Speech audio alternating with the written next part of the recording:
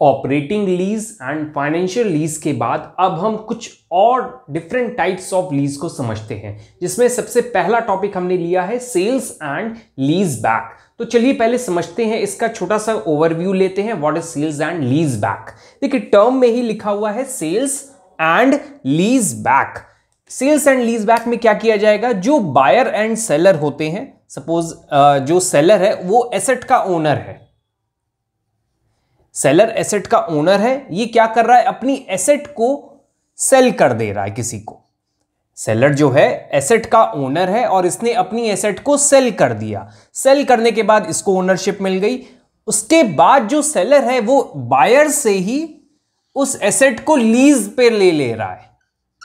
यहां पे लीज पे इसने वापस ले लिया। यहां पे क्या किया, पहले सेल कर दी अपनी एसेट को। तो सेल करने पे इसको ऑब्वियस है कुछ फंड मिला होगा, उस फंड का यूटिलाइजेशन वो जिस भी पर्पस से करे, एक तरह से ह्यूज फंड आया होगा क्योंकि वो एसेट सेल कर रहा है।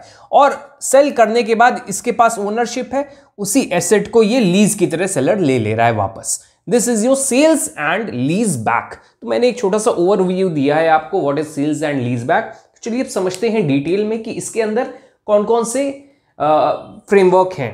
तो चलिए देखिए यहां पे लिखा हुआ है, a sales and lease back arrangement is a financial transaction in which an entity sell an asset such as property, equipment or machinery to another party and then immediately leases it back from the buyer। एक entity ने अपनी asset को cell किया, property या huge machinery कुछ भी cell कर रहा है और उसको इमीडिएटली लीज बैक पर ले रहा है, सेल कर रहा है और लीज बैक पर ले रहा है। इस तरह के फाइनेंशियल ट्रांजैक्शन को सेल्स एंड लीज बैक की कैटेगरी में डाला गया। अब इससे होता क्या है, ऐसा क्यों किया जा रहा है?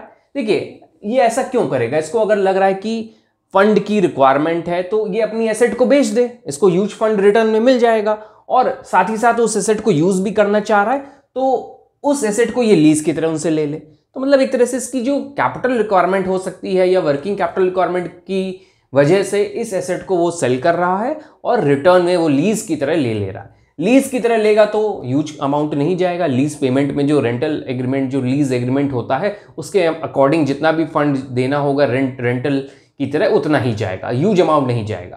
तो यहाँ पे इसके बेनिफिट्स क्या हैं वो चीजें चलिए आगे हम देखते हैं क्या है। This allows the seller to raise capital by selling the asset while still retain its use through the lease agreement. यहाँ पे सेलर को क्या हो रहा है कि वो अपनी एसेट को बेच दे रहा है, कैपिटल की रिक्वायरमेंट पूरी कर लेगा अगर है तो, और साथ ही साथ लीज एग्रीमेंट के थ्रू उस एसेट को वापस ले रहा है, जिससे एसेट का यूज वो रेगुलर कर रहा है।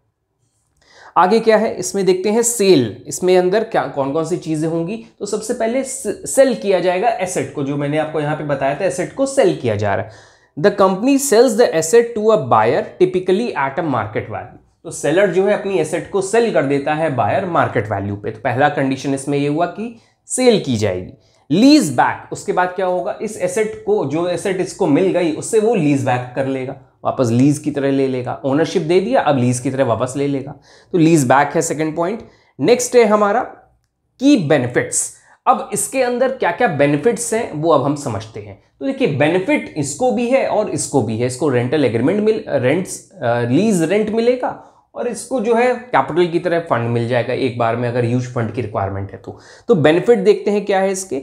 Liquidity, the seller gets immediate cash from the sale of the asset which can be used for other business needs.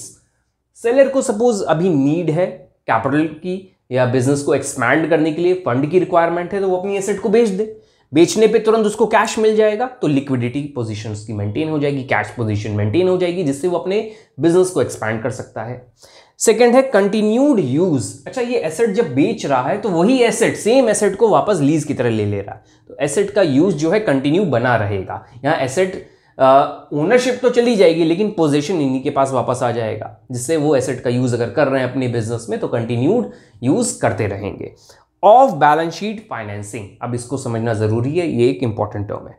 The asset is no longer on the seller's balance sheet which may improve financial ratio and free up capital. देखिए जब ऐसा होगा तो इसके balance sheet से, seller की balance sheet से ये एसेट रिमूव हो जाएगी। ओनरशिप हट गई तो मतलब एसेट हट गया। इससे बहुत सारे रेशियोज जो हैं, फाइनेंशियल रेशियोज जो होते हैं या अकाउंटिंग रेशियोज जो होते हैं वो इंप्रूव होंगे, कैपिटल पोजीशन इंप्रूव होगी। तो इसको ऑफ बैलेंस शीट फाइनेंसिंग भी कहा जाता है। So this is your first type of lease financing.